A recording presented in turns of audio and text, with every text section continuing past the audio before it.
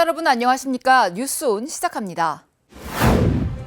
광주와 빛가람 혁신도시 나주를 잇는 광주 나주광역철도 사업이 탄력을 받게 됐습니다. 대구시가 소속 전 직원을 대상으로 심폐소생술 전문요원화 교육을 실시합니다. 충북도가 주소 기반 자율주행차 주차 시범 사업에 선정됐습니다. 경상북도가 전국 최초 사과 스마트팜 모델을 공개했습니다. 제주도가 제주 평생교육카드 발급을 개시합니다. 광주와 빛가람 혁신도시 나주를 잇는 광주 나주 광역철도 사업이 탄력을 받게 됐습니다. 기획재정부의 예비타당성 대상 사업으로 확정된 건데요. 철도가 개통되면 광주와 나주가 단일 생활권으로 묶어지고 빛가람 혁신도시의 정주 여건도 크게 개선될 것으로 기대됩니다. 광주 나주 광역철도 사업은 광주와 나주를 잇는 호남권 최초의 광역철도입니다. 전체 사업비 1조 5,200억 원이 투입되는 대규모 사업입니다. 광주 도시철도 상무역에서 대촌동과 나주 남평읍, 빛가람 혁신도시를 거쳐 호남 고속철 나주역으로 이어지는 26.5km 노선입니다. 나주와 광주의 접근성이 크게 향상되고 호남 고속철 노선과도 연결돼 빛가람 혁신도시의 정주 여건 또한 크게 개선될 것으로 전망됩니다. 정주 여건을 완성할 수 있다 이렇게 되겠고요. 또 현재 이렇게 구축되어 있는 한국에너지공대 에너지국가산단이 활성화될 수 있는 기반이 되겠습니다. 철도망이 구축되면 광주 나주의 평균 이동 시간이 81분에서 33분으로 대폭 단축될 것으로 예상됩니다. 전남도는 광역철도를 발판 삼아 전남을 하나의 생활권으로 묶는 트라이앵글 순환철도망 구축에도 박차를 가하기로 했습니다. 내년 완공 예정인 목포 보성 남해선을 비롯해 2025년 예정인 광주 목포 호남선 고속철, 그리고 2030년 예정인 광주 순천 경전선을 통해 전남을 국토 균형 발전의 축으로 발전시키겠다는 목표입니다.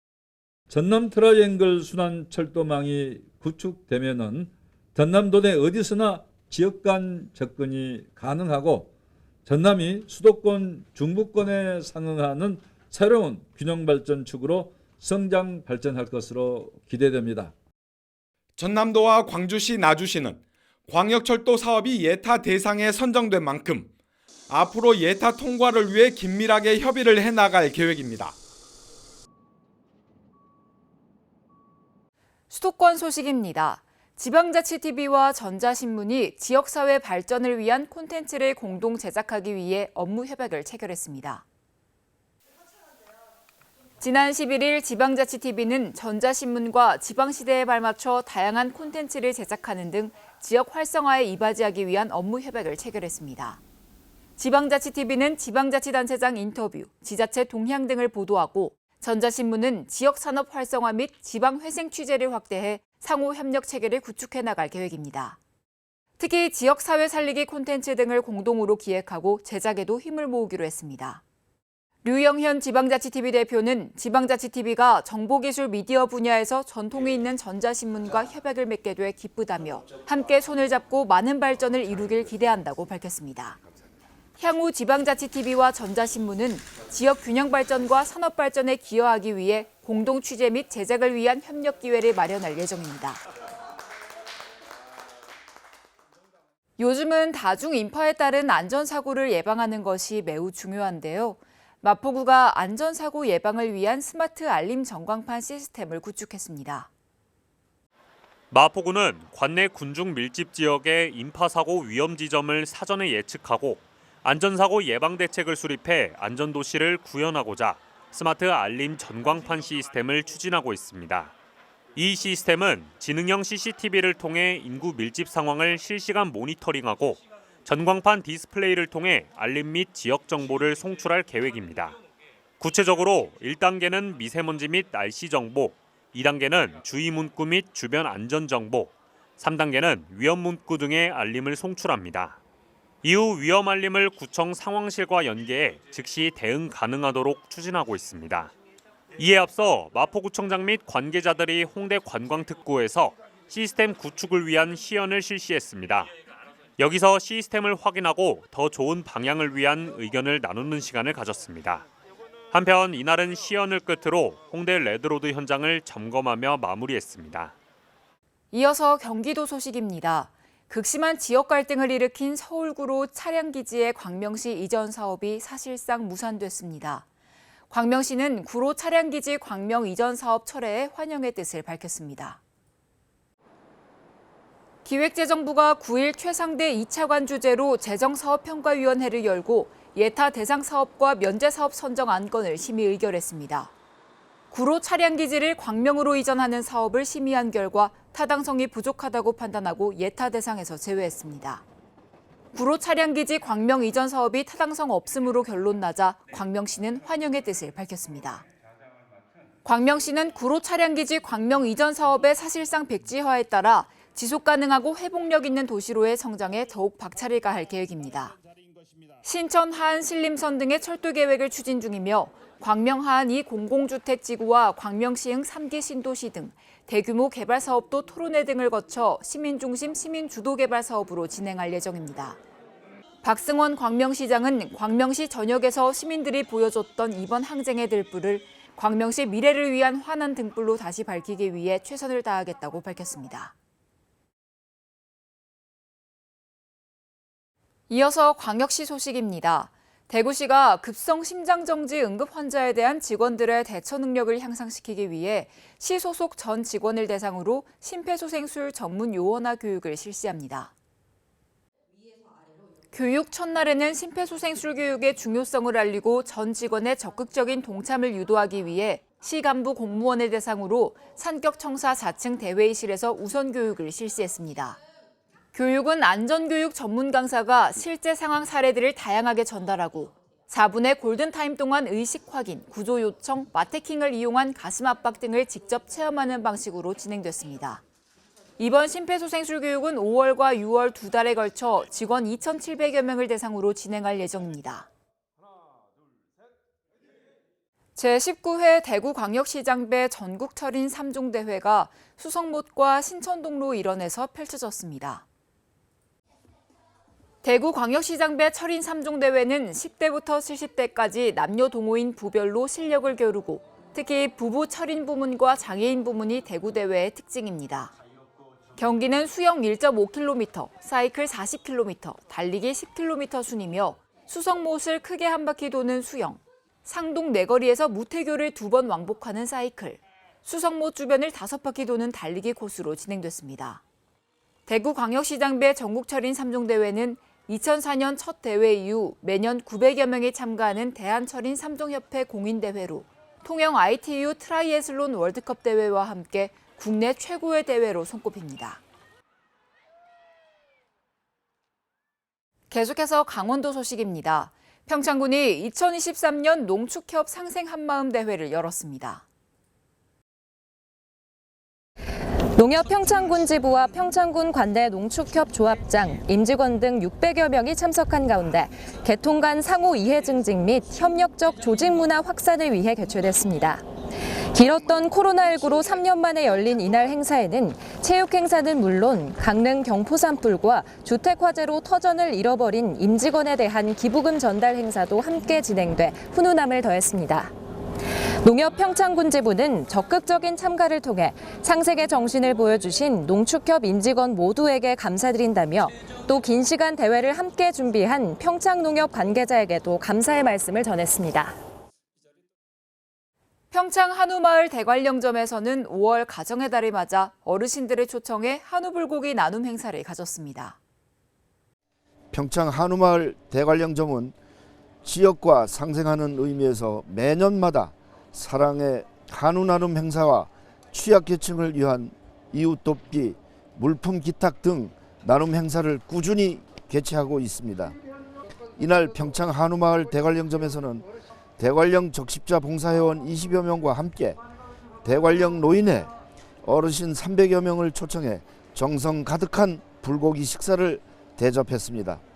평창 한우마을 대관령점은 지역 어르신들과 한자리에 모여 함께 웃으며 정을 나눌 수 있어 행복했다며 지역 상생 기업으로서 앞으로도 지속적인 나눔 활동을 실천하겠다고 전했습니다. 횡성군이 지역 청년들의 적극적인 구직 활동을 위해 1인당 최대 15만 원의 청년 면접 수당을 지원합니다. 대상은 횡성군 소재 기업 취업 면접에 참여한 만 18세에서 39세 청년입니다. 신청은 이달부터 11월 30일까지로 지원금은 신청자의 거주지, 면접 응시 여부 등의 제출 서류 검증을 거쳐 횡성사랑카드에 면접 1회당 5만 원, 최대 15만 원의 면접 수당을 지급하게 됩니다. 청년 일자리 지원 사업 중 지역혁신형, 지역포용형과 강원도 일자리재단의 청년 취업준비 쿠폰 지원에 참여 중이면 중복 지원은 받을 수 없으며 기타 자세한 사항은 횡성군 홈페이지를 통해 확인하면 됩니다. 횡성군이 민간 투자 유치 활성화 촉진을 위해 제1호 횡성군 투자협력관을 위촉했습니다. 횡성군 투자협력관은 횡성군의 투자유치 자문 및 투자기업 발굴 등 업무를 측면 지원하는 역할을 하며 비상근 무보수 명예직으로 운영됩니다. 제1호 횡성군 투자협력관으로 위촉된 조창진 회장은 안흥면 출신으로 SG건설 이사, 지원방송회장, 강원도 상공회의소협의회 회장직을 맡고 있으며 강원도 지역경제 발전을 위해 다양한 노력을 기울여 왔습니다. 특히 도내 기업인들로 구성된 상공회의소 활동을 통해 주변에 다양한 인맥이 포진된 전문 경연인 입지를 활용해 투자기업 및 민간 자본 유치에 큰 힘이 될 것으로 기대가 모아지고 있습니다. 계속해서 충청도 소식 전해드립니다. 충북도가 주소 기반 자율주행차 주차 시범 사업에 선정됐습니다. 이번 사업은 주차면에 도로명 주소를 기반으로 하는 위치 정보를 부여하는 사업입니다. 2025년 자율주행차 규모가 420억 달러까지 커질 것으로 전망됨에 따라 정부에서는 2027년까지 세계 최초로 완전 자율주행차 상용화를 목표로 제도 및 인프라 개선, 기술 개발 등을 적극적으로 추진하고 있습니다. 이번 시범 사업을 통해 구축된 주소 정보는 자율주행차 주차 관련 신산업 발전의 기폭제가 될 것으로 기대됩니다. 충북도가 미래 산업의 게임 체인저로 전 세계가 주목하고 있는 양자 산업 생태계를 조성합니다. 양자 기술은 더 이상 쪼개지지 않는 양자적 특성을 정보통신 분야에 적용해 보안 등에 활용하는 정보통신 기술입니다. 도는 반도체와 2차 전지 등의 산업 기반을 바탕으로 양자 산업 생태계 조성에 앞장선다는 계획입니다.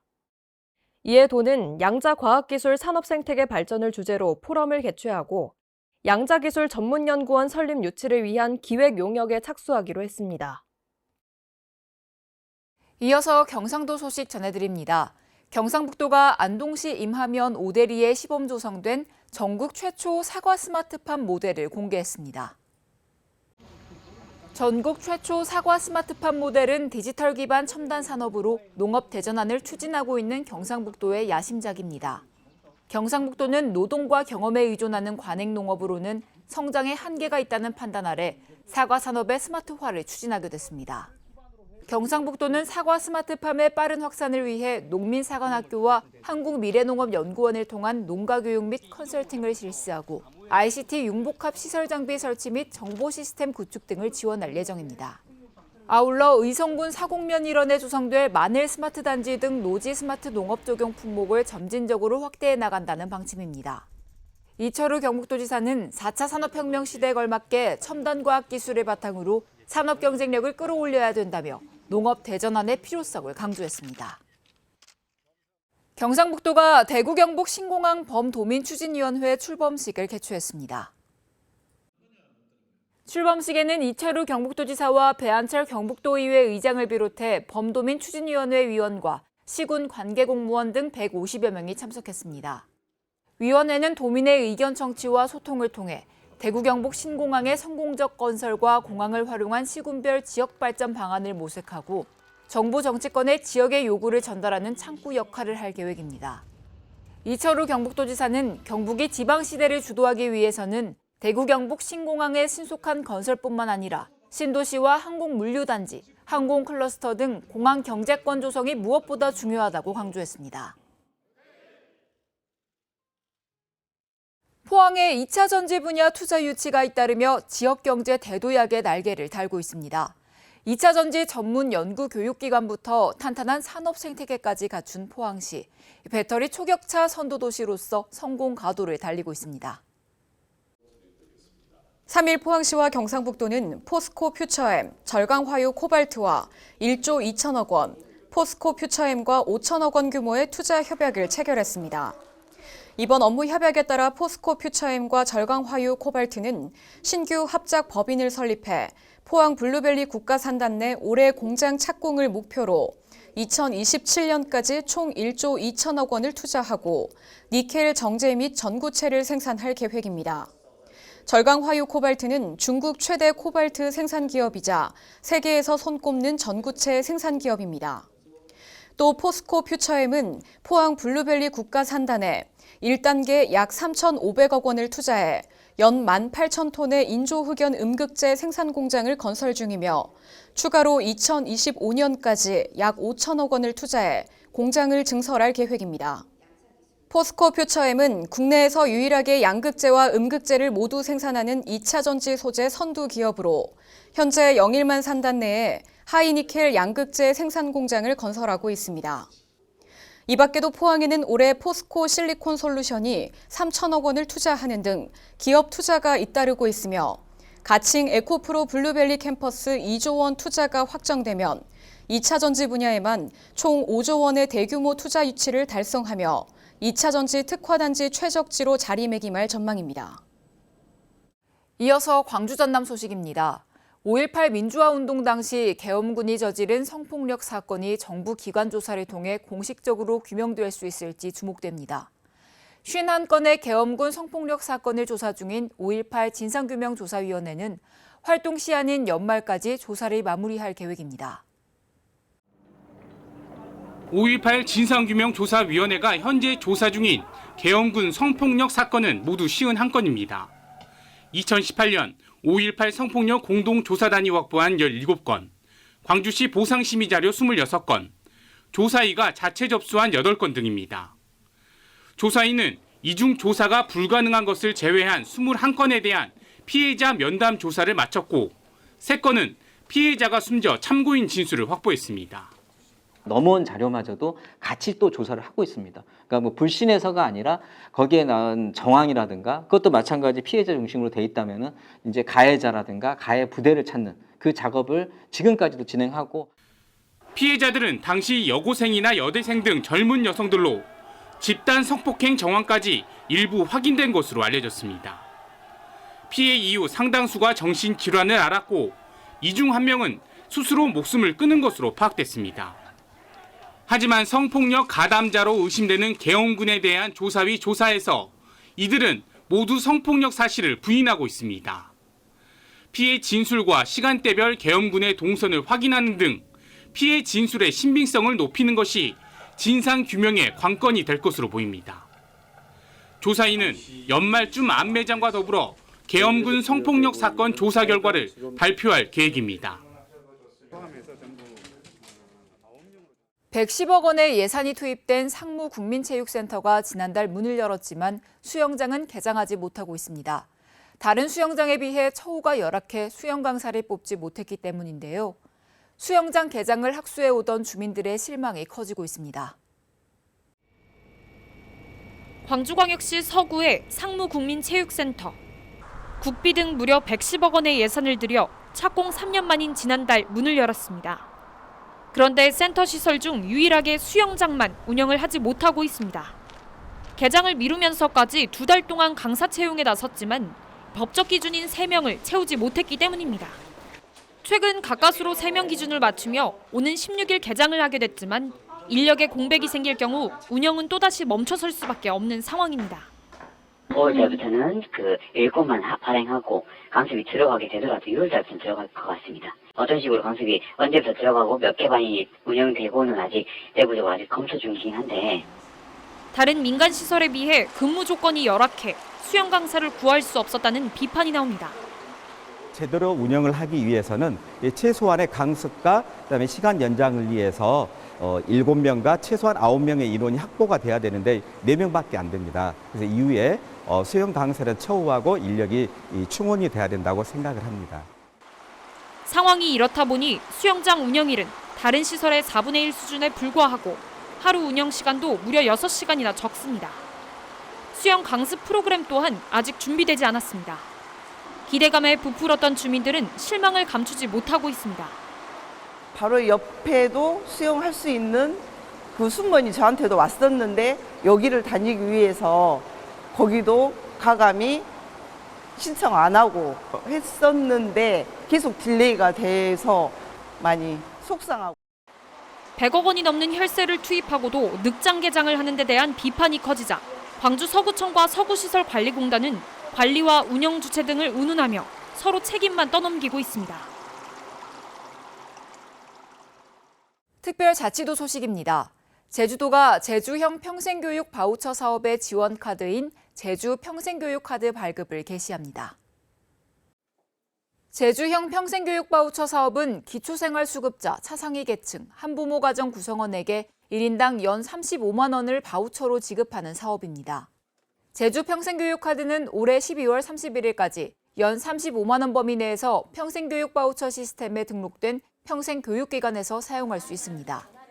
오영훈 지사는 제주 평생교육 카드 발급 첫날 농협은행 제주도청점을 찾아 카드를 발급받는 청년들을 격려했습니다. 오영훈 지사는 제주 청년들의 꿈을 응원한다며 앞으로도 더 많은 청년들이 새롭게 꿈을 설계하고 실현할 수 있도록 적극적인 교육 지원 정책을 펼쳐나가겠다고 말했습니다.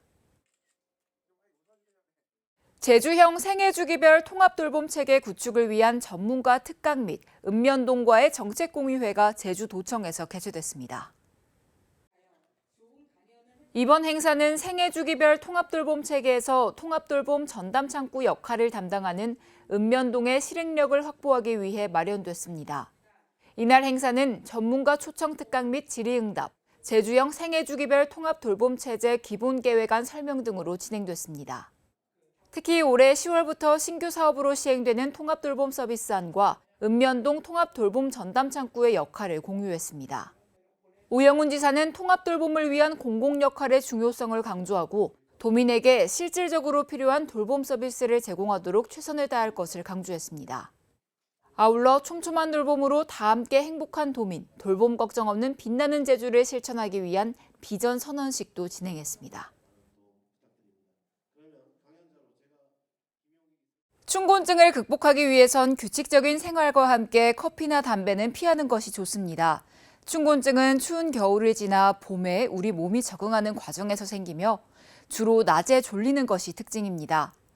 특히 업무 능력이나 집중력이 떨어지고 두통과 소화불량이 동반되기도 하는데요. 이럴 때일수록 아침 식사를 거르지 않고 단백질, 무기질 등 영양소를 충분히 섭취하는 것이 중요합니다. 뉴스 마칩니다. 편안한 밤 보내십시오.